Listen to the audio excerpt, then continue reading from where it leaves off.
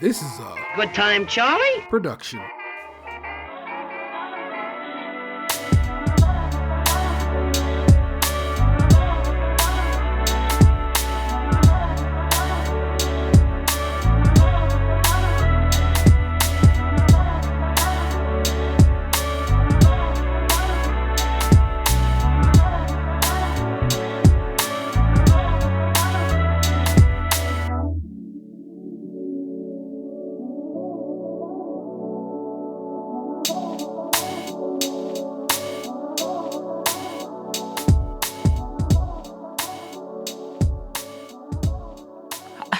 Hello. It's Crempetissier Party of Three. I'm sitting in the hosting seat. I'm Nick Jew. I want to be like to the left of me, to the right of me, but it's like to the right of me at the bottom. I'm not really fucking with it. So these are my boys. Please introduce yourself. I'm Tatum's 216. Sipping on some plum wine tonight. I love plum wine. Cheers. Fancy. I am the Internet's Taylor 713. If you didn't know, that means I belong to the Internet. It is not the title. I am Taylor 713, and yet on the Internet, that is who I am. So I am the Internet's Taylor 713. I'm a whole different person, not on the Internet. So, yes. In case you ever wondered how that all worked itself out. Big Brunch, Season 1, Episode 4. Carbs! Exclamation point. I love a carb. It's like a handy part of just about any meal, but especially that whole breakfast lunch vibe that is brunch. Yeah, especially bread. Yeah, like give me all the bread, please. Bread.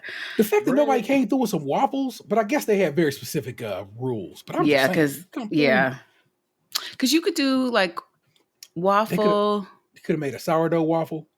I've seen it done before. So, but I mean, you probably would have needed a starter. Oh, they wanted yeast leaven. I don't think does yeast go on sourdough.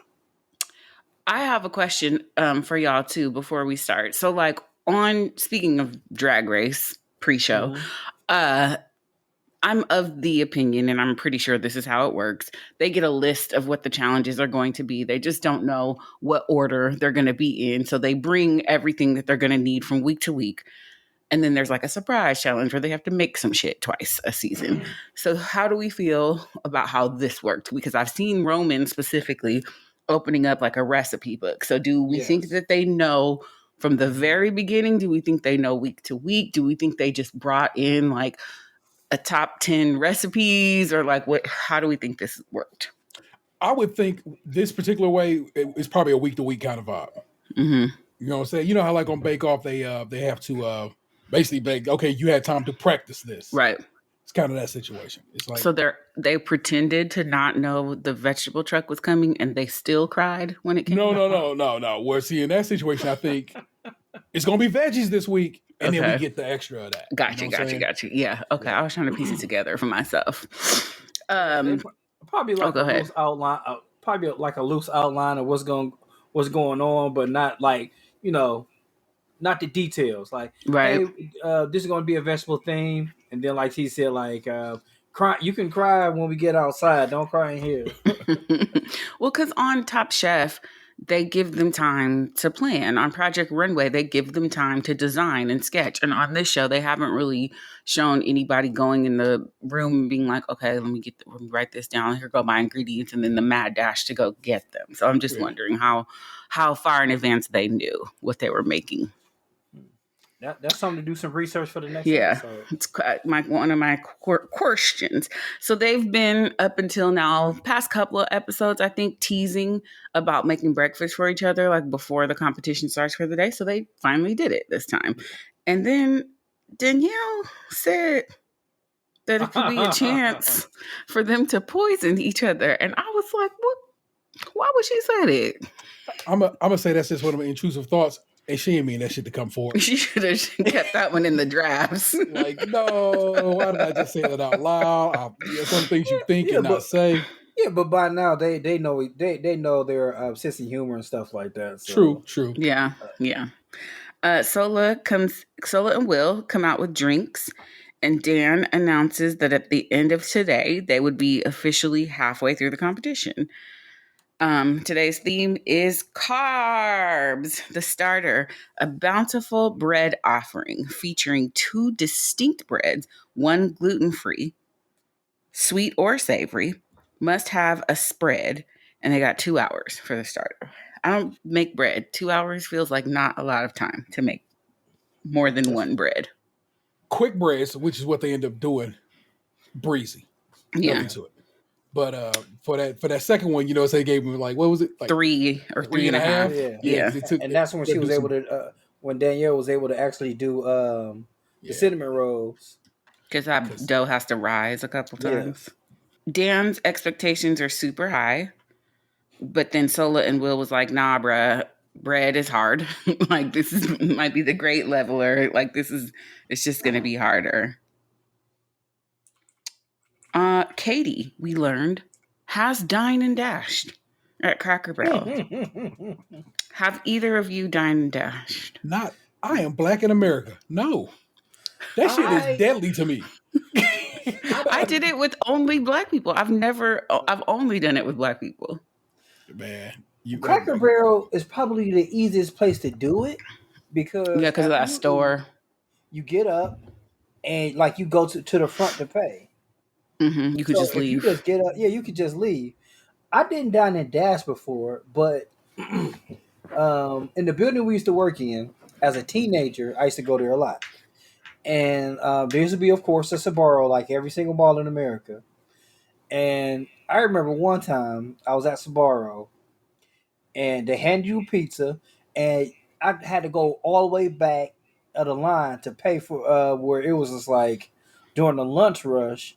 And I was just like, free Stromboli, and I walked right and just took it. That was the only time I ever did that. So you didn't really dine, and you didn't dine. You just dashed. Yeah, I just dashed. It wasn't my choice. Just like I got the nod that that's what was happening, so I tried not to be the last one.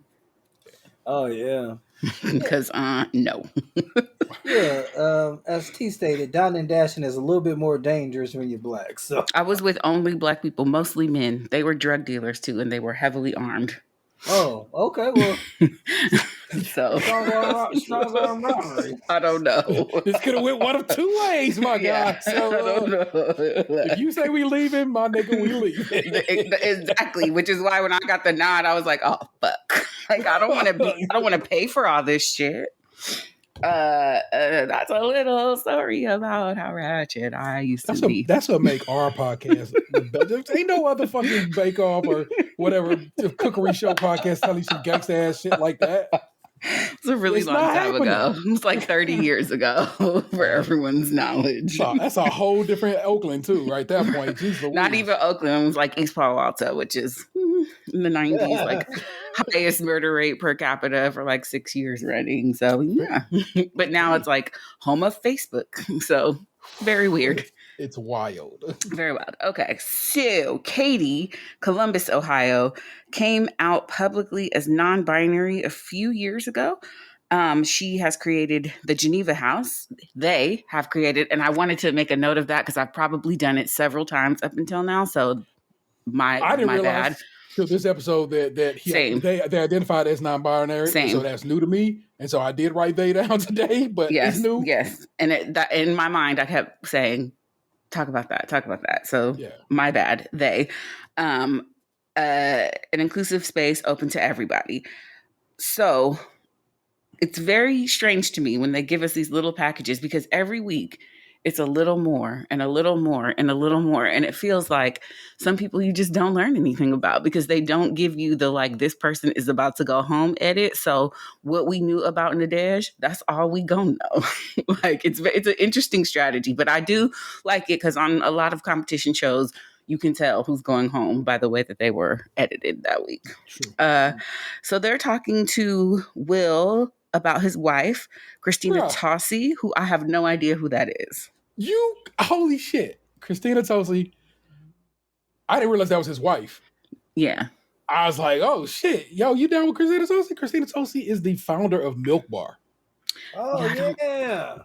And Milk Bar, what that is. The inventor of what used to be known as the crack pie, but she got, righteous and said, no, we ain't calling it that no more. Good. And Yeah. Honest to God, there is a milk bar in your general area. I would tell you to go get you Probably. something from there. Yeah. I'm telling you, I On know it's a milk bar in your general Yeah. neck of the woods.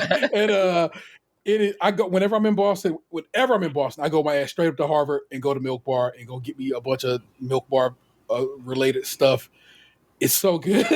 if you And the get a recipes are good. chance, Her shit is dope. She like things that you see in the realm of cookies and cakes and shit that everybody's up to is shit she put on the table. She has invented so much cool shit in that realm of baking. And I'm like, why is she not on this show, buddy? yeah, she You on should Right. the be on show the now show. makes it's a cooking show. Right. But we're at a baking show? Well, that's Danielle's bread and butter, so it would fit right in. Yeah. So a little bit about her. She is pretty much the person who brought birthday cake stuff back to the forefront, like um, because she's saying that's a flavor, like that whole only icing the top and the sides of the cake. Yeah, Not really. the naked cake vibe is Yeah, hers. the naked cake vibe. She did that. I'm so Um, out of touch. she has I don't- great little. I'll look for it later and I'll send it to you. Like little like documentary, like a half an hour expose on Netflix. Hmm. Like, um, yeah, she is amazing. She should like the you saying that now.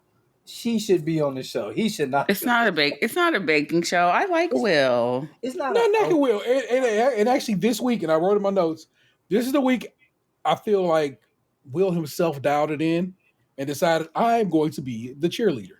And if Mm-hmm. he does that the rest of the season, then that is what Will should be doing. I don't know if that's going to Mm-hmm. be it, but I feel like this week is the week he got his shit together. Mm-hmm. 4 weeks in, and I also feel like this is the week that I really truly fell for Danielle. I was like, you are something special, lady. And Told now you. I'm like super proud of your fucking baking.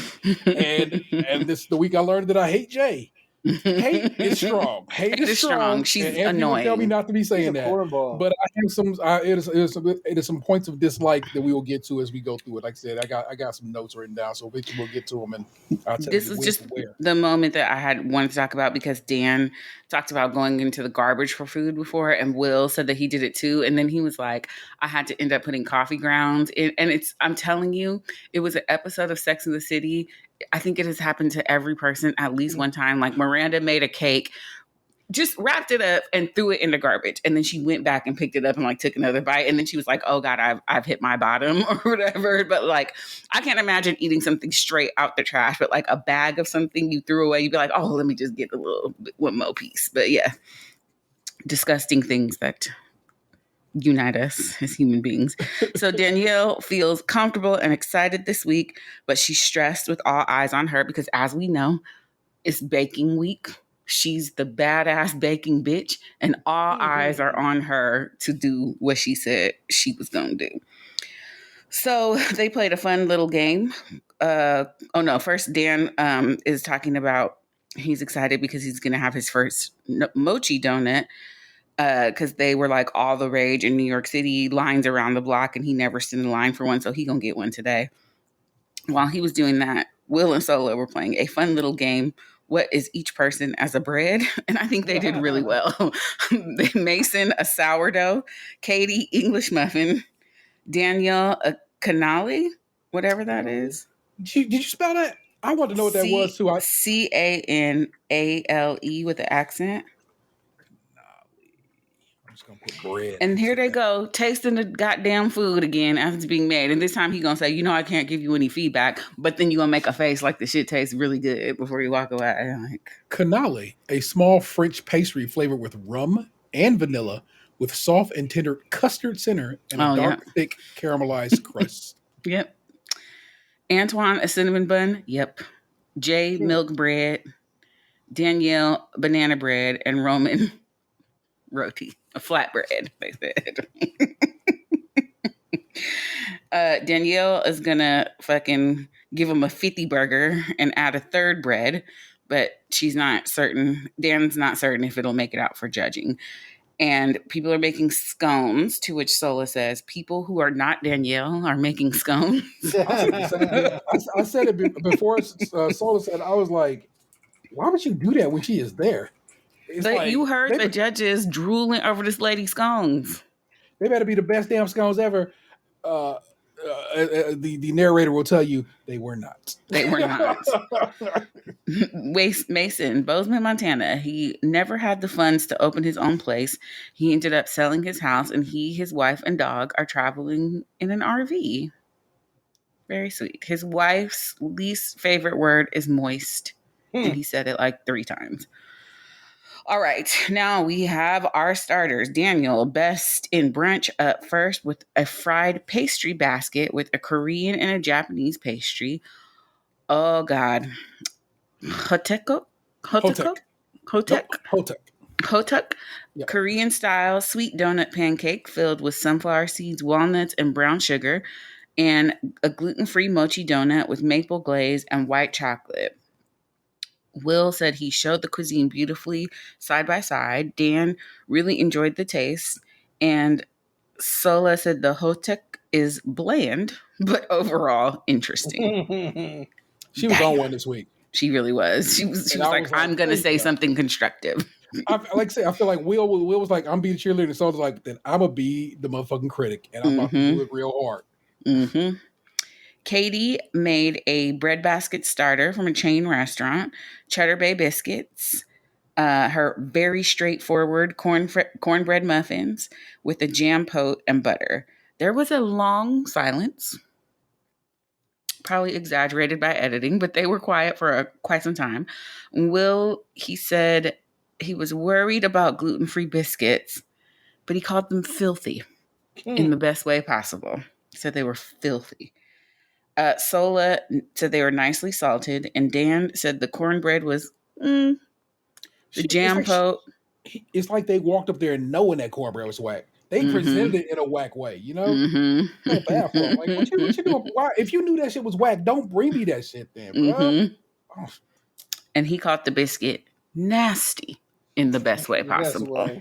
I felt like he felt he needed to follow up what Will said. Right. One thing I didn't like is I think they said to do spreads or sauces on the side for all these things, and they only talked about like 1 or 2 of the people's sauces. Yeah, right. It's a lot of stuff that we are losing in the edit, and I'm just go ahead and give them the extra 5 minutes. Yeah. They can go on HBO. You can use it, but I know what they're doing. They're like, we got somewhere else in the world. This is going to be with commercials. Yep. So I get it, but it's also it's costly and like we be missing stuff. Yeah, especially because they don't usually judge the first round. So you're like, did you like it all? Did you like some of it? Because with Roman, we'll talk about this a little bit later, but like his sauce is one of the things right now.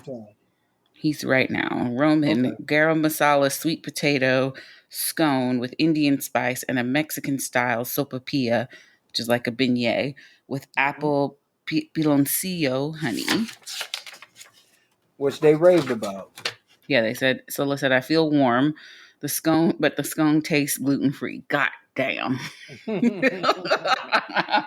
there. That's the one, right? You know what I'm saying? You get told that, you like, you know exactly what she meant. Yeah, you know exactly what she meant too. That shit was dry and like thick and yeah. Will said the sopapillas were bready and thick and chewy. And Dan said the intention was thoughtful and he loved the honey. Like he loved the honey. Okay, here, right here, as you go through this, they pop back to the kitchen. And I heard it when he left, and I heard it when he came back. Jay called my man Poppy, and I'm like, "That's one.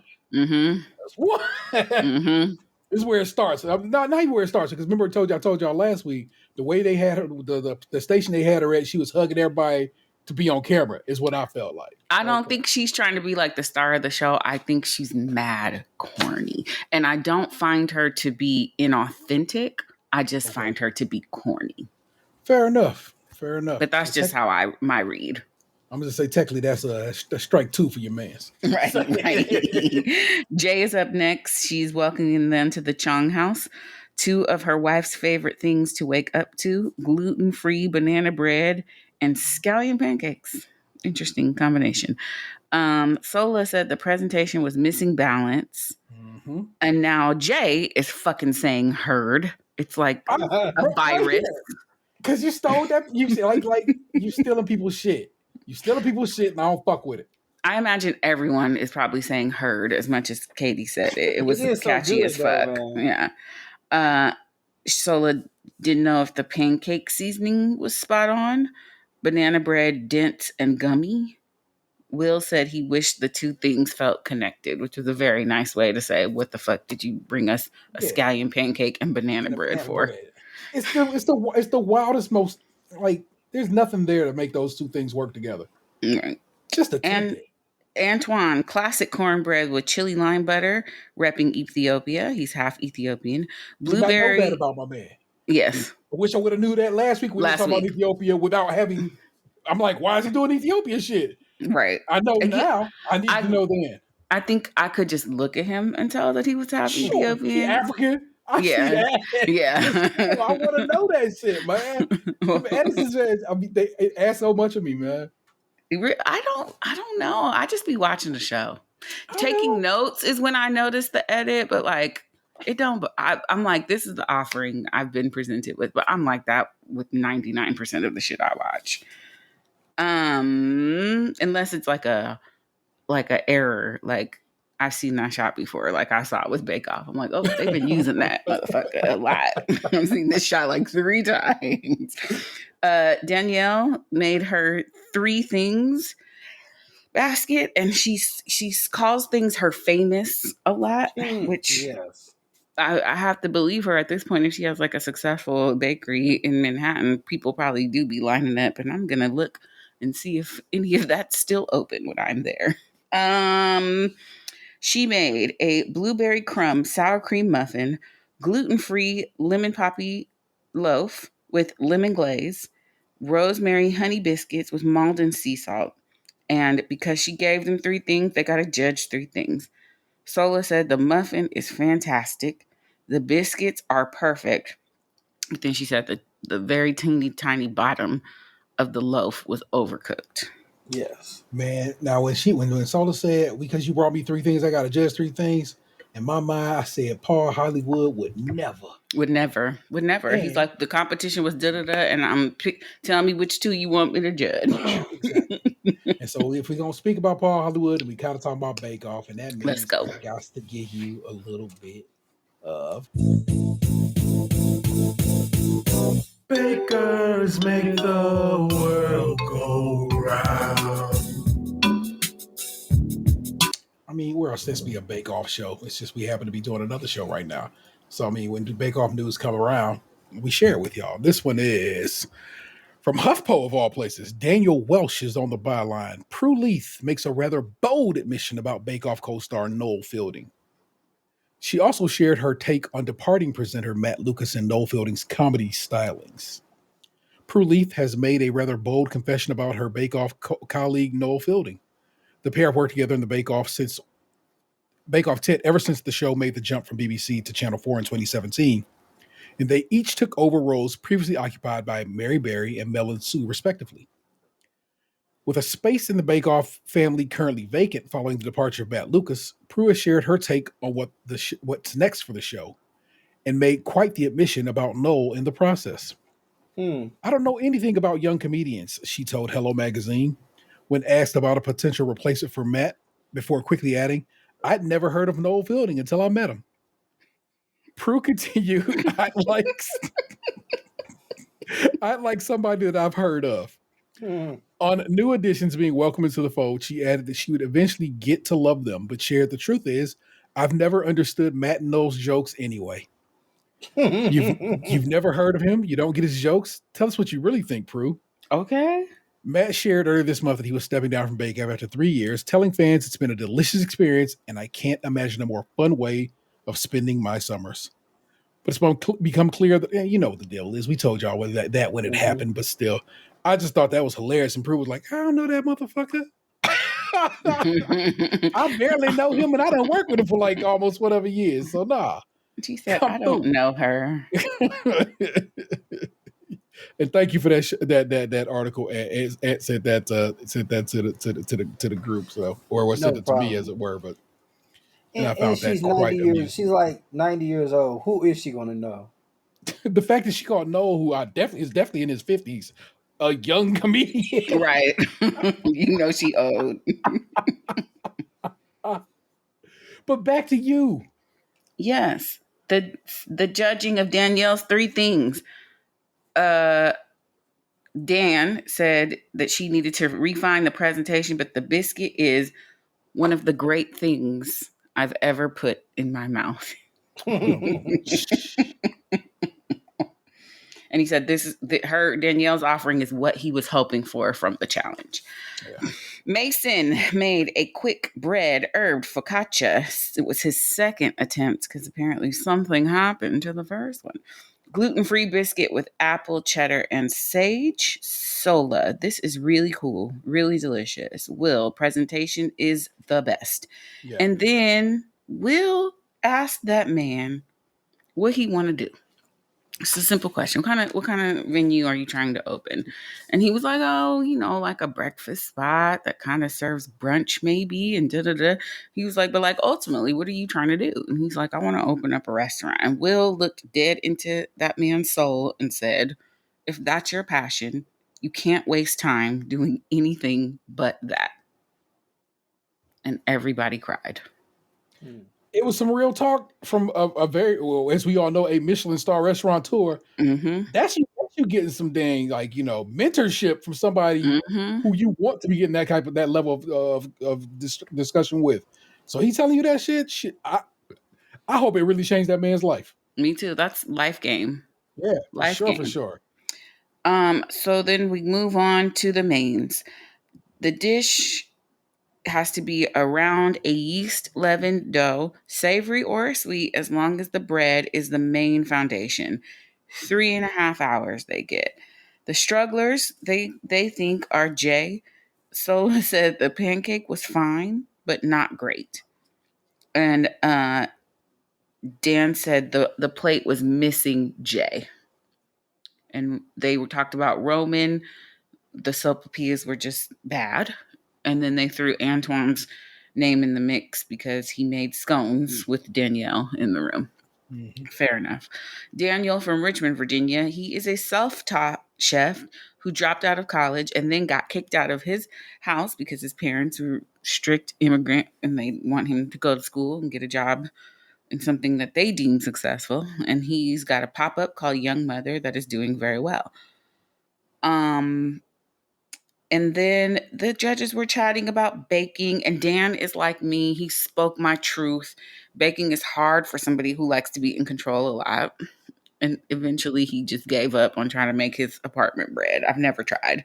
I'm also afraid of live yeast because I don't want to make botulism in my refrigerator and then kill myself. Okay, one, that's not how that works. See, you'll see why I shouldn't be messing with it. I don't even know how it works. 2, right here in my notes, it says, see, Nick, you need a kitchen scale.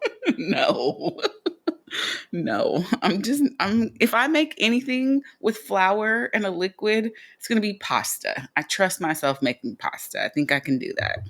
I think you should start with that's everything. Everything you got to do to make pasta is everything you got to do to make bread, cake, anything. But no, the only thing that happens after that is you roll it out and cut it and boil it. That's it, and then you're done. What the fuck you think happened? We make it. You got to put it in the oven. You have to roll it and cut it and put it in the oven. You are doing one thing bonus. Sometimes you got to make that shit rise. Hold on. The flip is, if you want to make dumplings, chicken and dumplings, I don't eat that. You ain't even got to put them bitch in the oven. They go in. They go in the soup on the stove. Yeah, just like the noodles do. It's a texture thing. I'm not. You still have to use yeast. You do not. If you were making these things, yes, you need yeast. Yeah. Most breads that you gonna make would be leavened with baking soda and baking powder. Mm-hmm. We can talk about it later. I love you to death. Or if you do I feel like you should start with a self-rising biscuit. Oh yeah. Buy some self-rising flour. I don't even know what that means. It's several flowers on the shelf. One of them bitches say self-rising, and that means you don't have to add the baking soda or the baking powder. It's Do in there gold already. medal make it? Like, Yes, indeed, gold medal does make it. okay, King Arthur. great. Thought it was cane, but it was gold medal flour. Exactly. Okay. Dan. Yes, we talked about that. And Sola really wants a pizza. Unfortunately, you can't always get what you want. You ain't get no goddamn pizza. You're gonna get some shit. It ain't a motherfucking pizza though. Oh my god! And Antoine from Charlottesville, Virginia, half Ethiopian, and didn't appreciate it with the culture and the food of all that until he was much older. I enjoy that little. Again, we only got a little sprinkle. But it was something new we learned about Antoine. Yeah. It has some texture to it. You're like, okay, my guy, I see. A lot of people, you know, what I'm saying Nick talked about it. We get a little older, we like, damn, man, I kind of missed this or didn't appreciate it in its time, and now it's on me. So it's on Assimilation will really fuck you up when you're younger. Yeah, it really will. So we're gonna have a battle of the buns because both Daniel and Jay, I'm gonna get all of the like vaguely sexual puns because I'm 13 at heart. Daniel, he made nikuman or steamed buns with steamed pork belly, which sounds disgusting. Steamed pork belly? Just boiling meat. Gelatinous, fatty, just. Have you ever had that type of bun before? A steamed bun? Yeah. Yeah. Like that, the one that's like folded like a taco like that. Yeah, but I would want my meat like barbecued.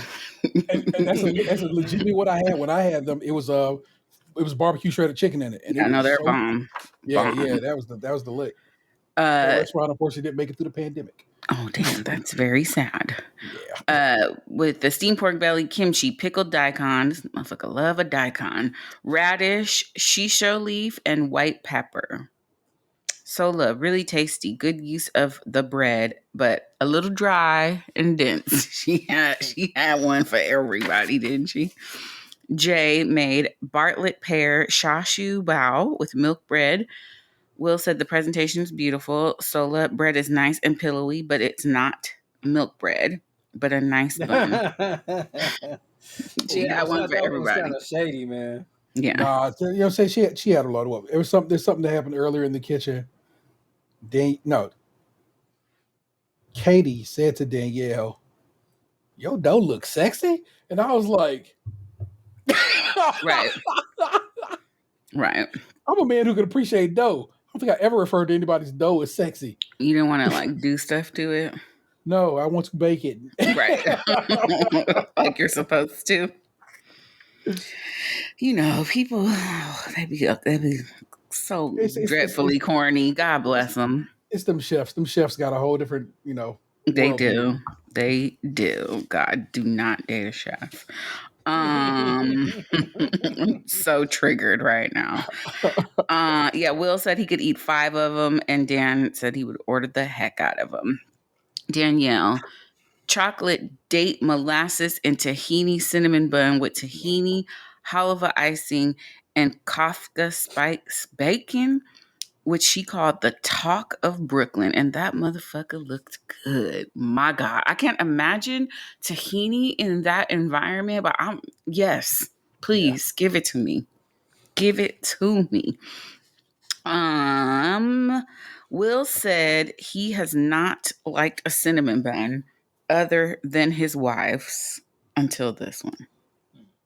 And he called it amazing. Sola, it was the first properly kneaded, proved, and baked bread that she saw. Mm-hmm. She said Dan said you are really, really talented. Good for her. Yeah. You can't be the baker and, bomb. Yeah, so she just showed up and dropped bombs instead.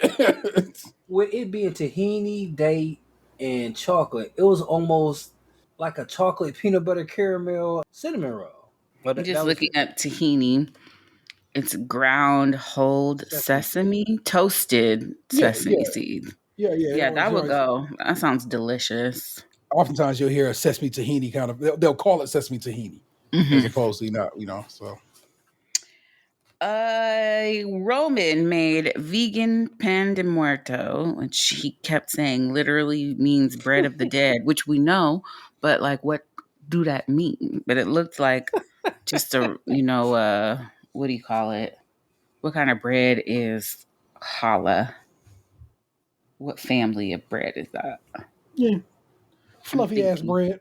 No, But there's a name that I'm thinking of. I'll remember it later. It also comes in buns too. yeah, see, that's Like right. That right there is where I feel like they could have did an edit and be like, pan de muerto, as you know, it's the bread that you use at offering on the other days muertos. It's the bread that goes on your family altars. Blah blah blah blah blah, and why Right, it's but this is important. not that show. I know, but it's like it in that particular instance. Don't just. I needed that. We needed that. is I don't know. challah in the brioche family? Yes, thank you. That's what I was trying to say. Brioche. Yes. I think that I think that the show is assuming the viewers come with knowledge of these sorts of things instead of playing low. They're like, come find us then. Because I imagine the audience that they're after is probably people who know food and shit like that. But then Foodies. You're right. they'll rail in people like me who I'm like, oh, I just like brunch or good food. I like Dan Levy. Why I can't never remember Levy. I don't know. I feel you, but it doesn't have like an educational vibe for me. The show is just like Entertainment pure. because they don't really do that on like Top Chef or like they're just like, this is a fricassee of Szechuan, and you just have to figure out what the fuck they're talking about. We don't bear the word fricassee about enough. Damn it, we should. Fricassee is a great word. It is. But then that's how I learn stuff because I'll see what it is or go look it up. I'm like, oh, okay, now I know what a béarnaise is or whatever. And because of this show, right, I know it's one of the, 5. Yes. Yes. Mason? No. Roman's pan de muerto French toast with passion fruit margarita sauce. Sola, I want it more custardy. Will, less flavorful as you go into it because it's so thick. And dry. Can you imagine? How you gonna make dry French toast? Everything about that don't need science. It don't work. It's got to be soaked in bread. You gotta soak the bread in egg. And eggs. So how you going to getting dry?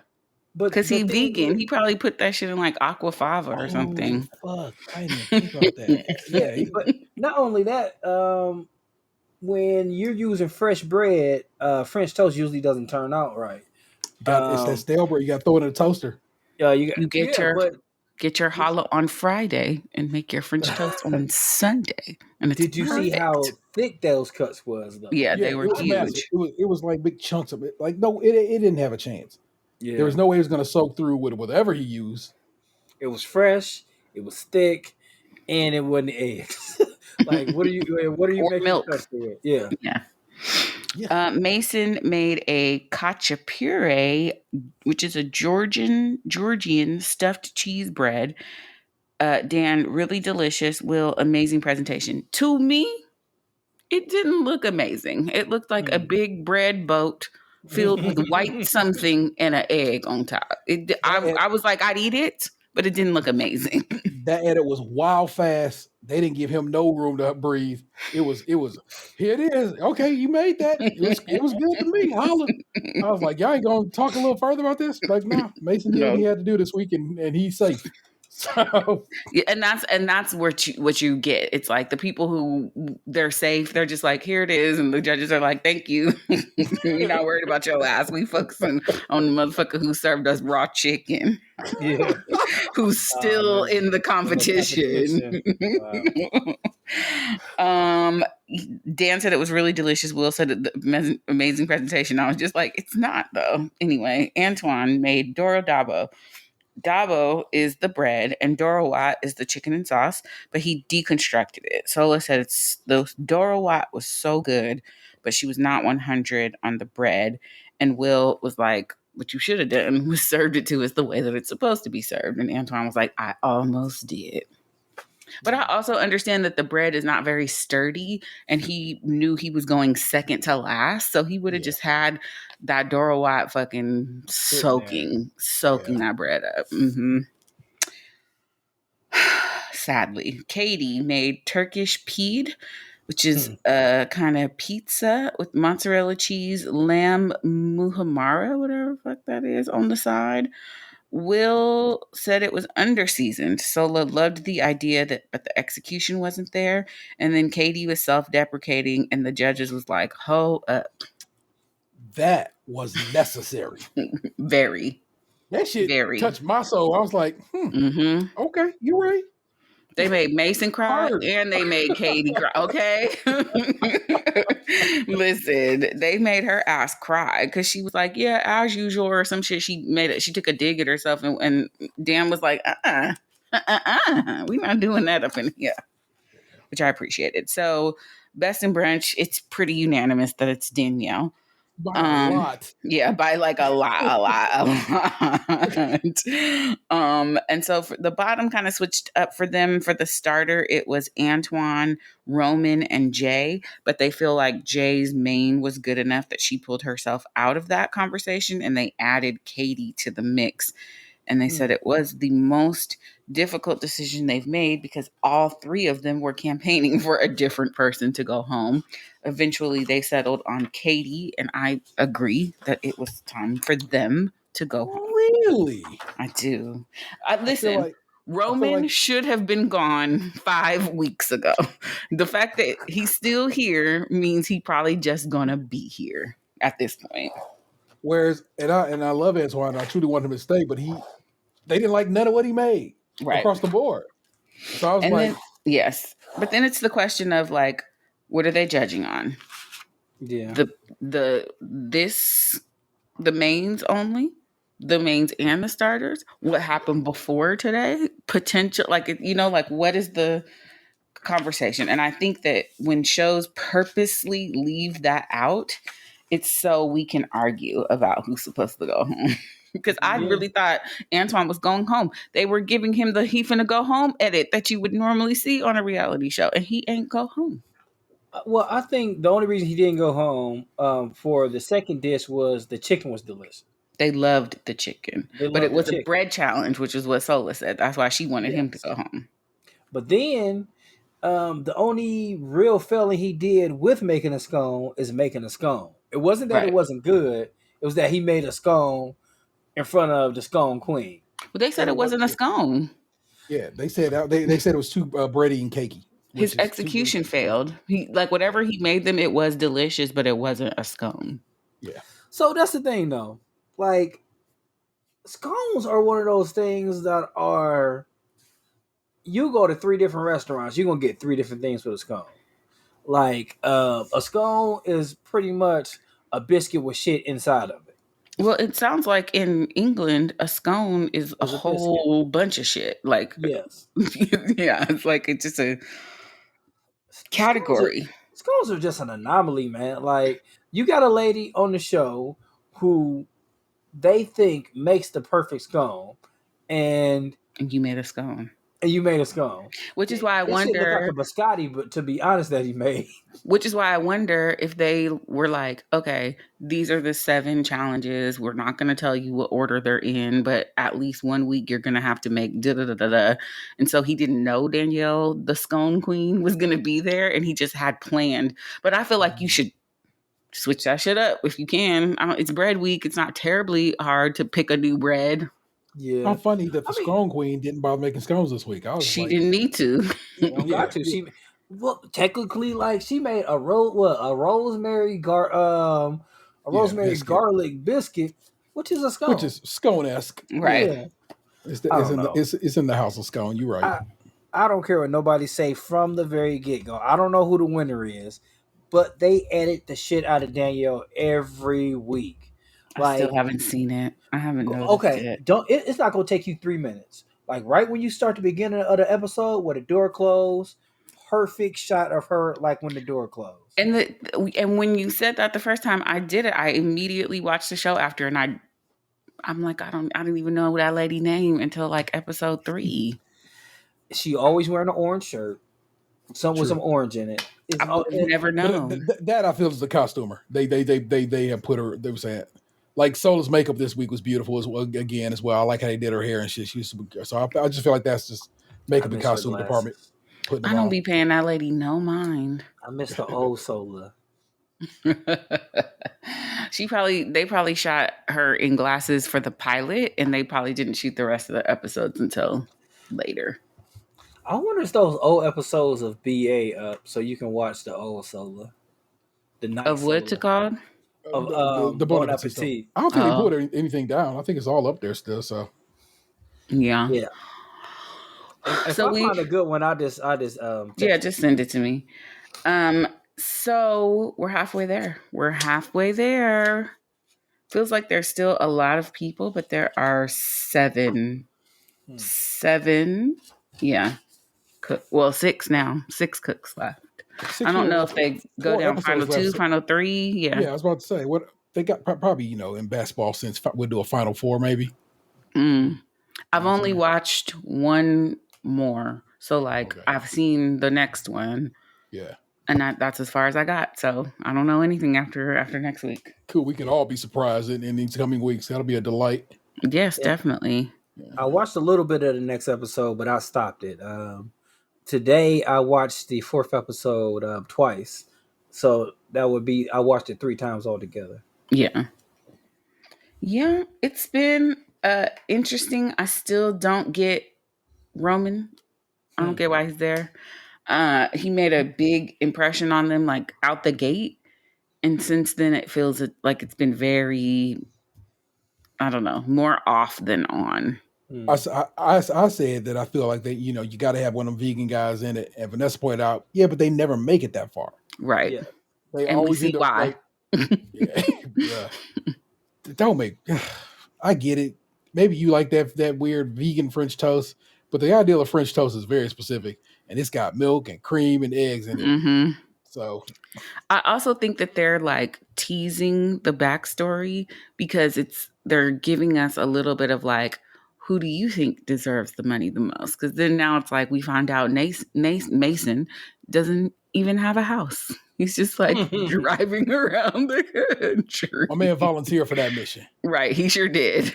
So, but I think they want us to root for him. And then you have Antoine who's helping formerly incarcerated. And then you've got, I don't know exactly why I care about Jay's restaurant, but she's Canadian. Yeah, like I said, her little poppy stint this week, and something else she did this week. I can't remember. Oh, like I said, her stealing Herd. In addition to last week's hug, I'm gonna be on camera every time I have to hug you. You're right. She a cornball, and I don't really get down with that. And so you know what it is? It's like salt. Just the right amount of corny is endearing and lovely, but just a little too much. Yep. She's like the villain in a low budget movie. The stuff she says is not quite right, and it's just I guess you're trying to be funny, but it ain't. It's just not my brand of comedy. You couldn't get Jack Black, so you got some other dude to kind of to do Jack Black. Yeah. That's not I'm sure Jack she's Black. a lovely person. She's just not my brand of corny. Yeah. Yeah, because corny sarcastic just doesn't work. Or dry sarcastic doesn't work with a lot of people. She's 25 to 30 years behind with her references too. Because she said, turn up for what? And really dropped her hands like she dropped a fucking bar. That right there is old Canada. I'm saying at this point in time, the globe has kind of, the internet has made us all a little more uniform. But old Canada used to be about 10, 15 years behind. Yeah. The older you get, if you don't have kids or whatever, you start to get real out of touch. Yeah. Which is why I try to use stuff ironically, just so everybody knows that I don't really think lit is the hot shit, but I think it's funny for me to be like, it's lit. the fact that out of nowhere, and I mean nowhere, all of a sudden code all of a sudden became the brick, and I'm like, we all decided this as a group. We And call it the code brick. and the Okay. hilarious thing is like it is what people say in a very small geographical area, but they say it's brick out. And now people have bastardized it. Don't even get me fucking started on that shit. The internet has the worst thing that has ever happened to regional slang.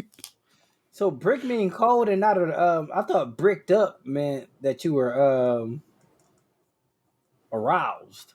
Oh, I don't know. Probably. But when they're talking about brick, they're talking about the temperature. Yeah, this little whatever they call it.